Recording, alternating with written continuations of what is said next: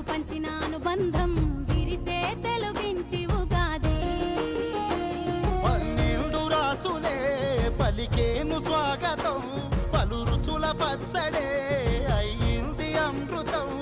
ఈ వేడుకెంతో అద్భుతం.